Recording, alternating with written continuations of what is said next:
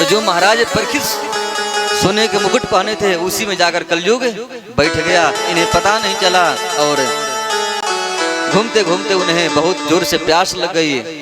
चारों ओर देखे कहीं पर पानी नहीं था।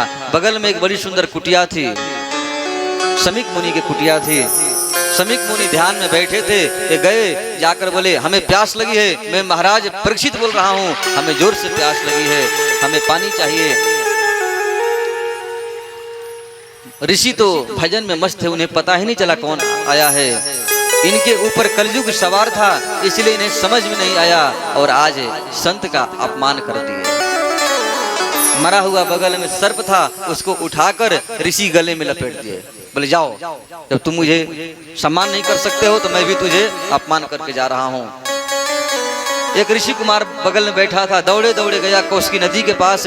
वहां पर इनके पुत्र ऋषि श्रृंग बैठे थे, स्नान कर रहे थे। जाकर बोले अरे श्रृंग, तुम यहाँ पर स्नान कर रहे हो, एक दुष्ट राजा ने तुम्हारे पिता को अपमानित करके चला गया, गले में सर्प डालकर चला गया।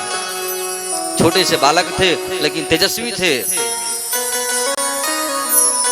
और वे कौशिकी नदी के जल लेकर शाप दे दिए कि जो दुष्ट राजा हमारे पिता को अपमानित किया है, गले में सर्प डालकर गया है, आज के 7वें दिन उसी तक्षक नाग डसने से उसकी मृत्यु हो जाएगी। रोते हुए जाकर अपने पिताजी के पास गए। थोड़ी देर बाद जब शमीक मुनि की ध्यान साधना समाधि जब भंग हुई, जगे देखे कि सर्प का लगा है, निकाल कर आराम से रख दिए।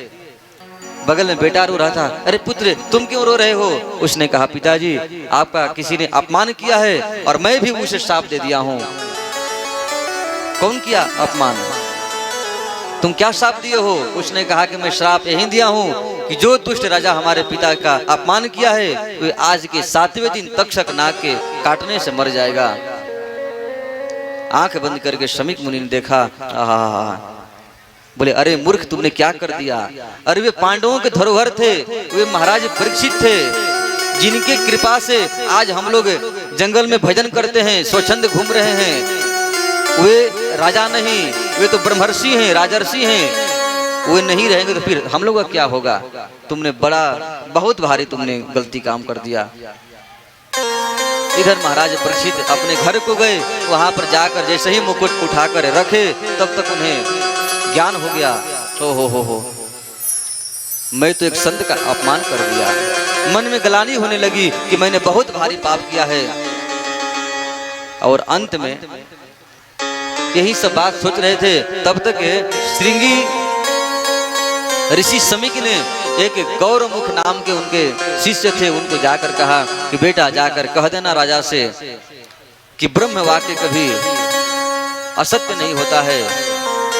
आज के 7वें दिन तुम्हारी मृत्यु हो जाएगी, इसलिए जो भी अपने कल्याण का साधन करना है आप साधन कर लो, क्योंकि सिर्फ तुम्हारे पास केवल 7 दिन है।